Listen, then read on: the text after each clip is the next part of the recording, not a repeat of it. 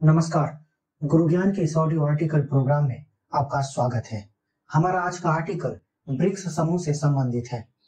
आज के इस आर्टिकल में ब्रिक्स की सफलताओं, उसके समक्ष चुनौतियों और इस समूह के भविष्य के संबंधों में चर्चा की गई है। आइए आर्टिकल की शुरुआत करते हैं। 13वां ब्रिक्स शिखर सम्मेलन 2021 डिजिटल प्रारूप में भारत की अध्यक्षता में आयोजित किया जाएगा।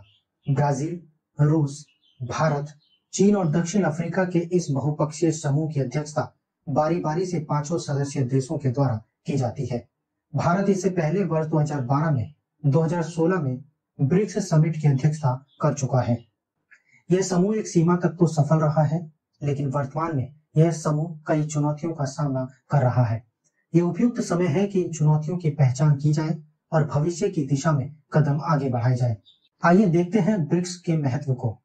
यह 5 बड़े देशों का एक समूह है, जिसकी शुरुआत वर्ष 2006 में ब्राजील, रसिया, इंडिया और चाइना ब्रिक के रूप में इन सभी देशों के विदेश मंत्रियों की एक बैठक में की गई थी और वर्ष 2009 से नियमित रूप से आयोजित शिखर सम्मेलनों से सृजित राजनीतिक तालमेल के साथ वर्ष 2010 में दक्षिण अफ्रीका के इसमें शामिल होने से इस समूह का नाम ब्रिक्स से बदलकर ब्रिक्स हो गया।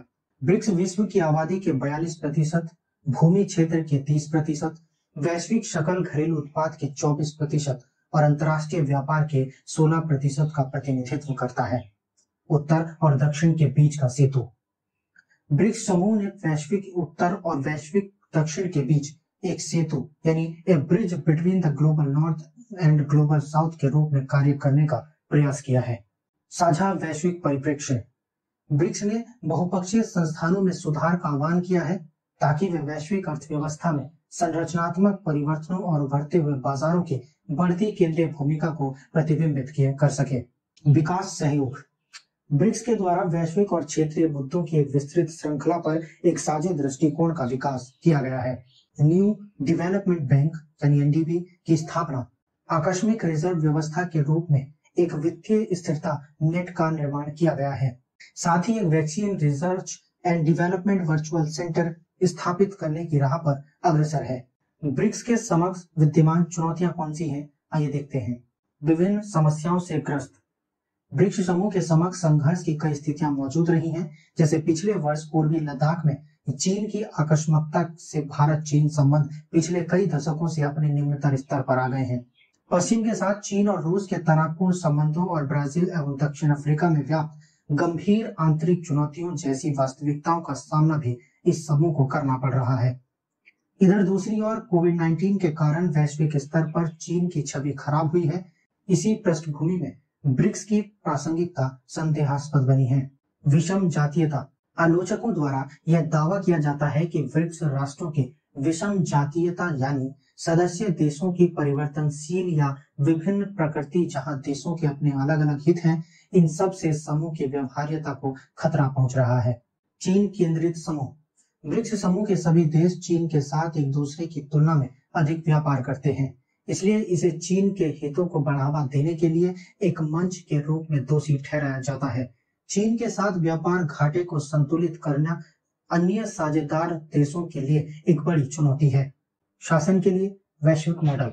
वैश्विक मंदी, व्यापार, युद्ध और संरक्षणवाद के बीच ब्रिक्स के समक्ष एक प्रमुख चुनौती शासन के एक नए वैश्विक मॉडल का विकास करने की है, जो एक ध्रुवीय नहीं होकर समावेशी और रचनात्मक हो। लक्ष्य यह होना चाहिए कि प्रकट हो रहे वैश्वीकरण के नकारात्मक परिदृश्य से बचा जाए और विश्व की एकल वित्तीय तथा आर्थिक सातत्य को विकृत किए या तोड़े बिना वैश्विक उभरती अर्थव्यवस्थाओं का एक जटिल विलय शुरू किया जाए। घटती प्रभावकारिता। 5 शक्तियों का यह गठबंधन सफल तो रहा है, लेकिन एक सीमा तक ही। चीन के बृहद आर्थिक विकास ने ब्रिक्स के अंदर एक गंभीर असंतुलन पैदा कर दिया है। इसके अलावा समूह ने वैश्विक दक्षिण की सहायता के लिए पर्याप्त प्रयास नहीं किया है ताकि अपने एजेंडे के लिए उनका इष्टतम समर्थन हासिल कर सके। आइए अब बात करते हैं ब्रिक्स की प्राथमिकताओं की। बहुपक्षीयता का निर्माण। पहली प्राथमिकता यह होनी चाहिए कि संयुक्त राष्ट्र, विश्व बैंक और अंतर्राष्ट्रीय मुद्रा कोष से लेकर विश्व व्यापार संगठन और अब यहाँ तक कि विश्व स्वास्थ्य संगठन तक बहुपक्षीय संस्थानों में सुधार को आगे बढ़ाया जाए। यह लक्ष्य कोई नया नहीं है। ब्रिक्स को इस दिशा में अब तक बहुत कम सफलता मिली है। हालांकि बहुपक्षीयता को सुदृढ़ करना एक सशक्त बंधन के साथ साथ एक प्रकाश स्तंभ के रूप में भी कार्य करेगा। इसमें सुधार के लिए वैश्विक सर्वसम्मति की आवश्यकता है, जो कि अमेरिका और चीन के बीच रणनीतिक प्रतिस्पर्धा और स्वास्थ्य, जीवन एवं आजीविका को कोविड-19 से लगे भारी आघात के वर्तमान परिदृश्य में शायद ही संभव है। आतंकवाद का मुकाबला करने के लिए संकल्प। आतंकवाद एक अंतर्राष्ट्रीय परिघटना है जो यूरोप, अफ्रीका, एशिया और विश्व के अन्य हिस्सों को प्रभावित कर रहा है। अफगानिस्तान के मामले में दुखद घटनाओं की कड़ी ने इस व्यापक विषय पर तीव्रता से ध्यान केंद्रित करने में मदद की है और महज बयानबाजी एवं वास्तविक कार्रवाई के बीच की खाई को पाटने की आवश्यकता पर बल दिया है। इस संदर्भ में ब्रिक्स आतंकवाद रोधी कार्य योजना, जिसमें कट्टरपंथीकरण, आतंकवाद, वित्तपोषण और आतंकी समूहों द्वारा इंटरनेट के दुरुपयोग से मुकाबले के लिए विशिष्ट उपायों का विचार किया गया है, के निर्माण के साथ अपनी आतंकवाद रोधी रणनीति को व्यवहारिक आकार देने का प्रयास कर रहा है।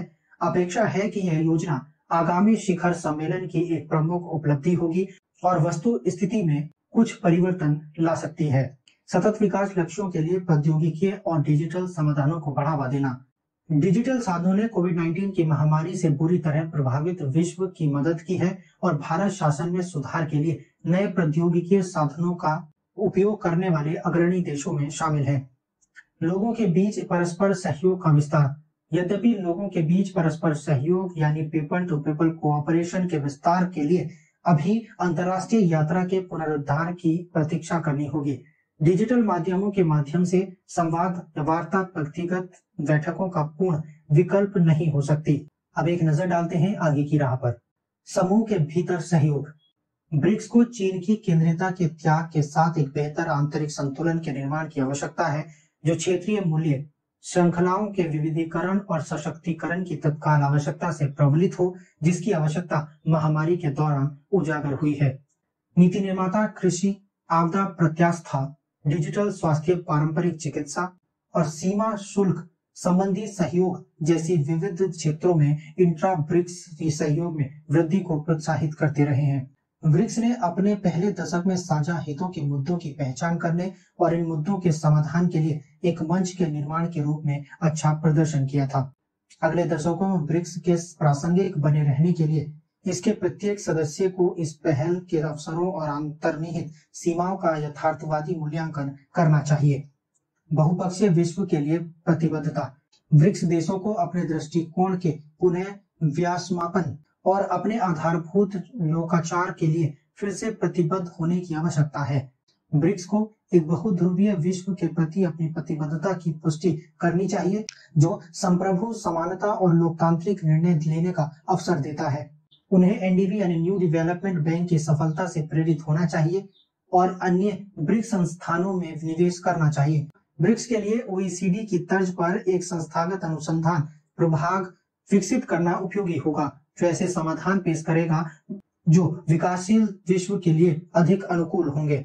ब्रिक्स को जलवायु परिवर्तन पर पेरिस समझौते और संयुक्त राष्ट्र के सतत विकास लक्ष्यों के तहत घोषित अपनी प्रतिबद्धताओं की पूर्ति के लिए ब्रिक्स नेतृत्व वाले प्रयास पर विचार करना चाहिए।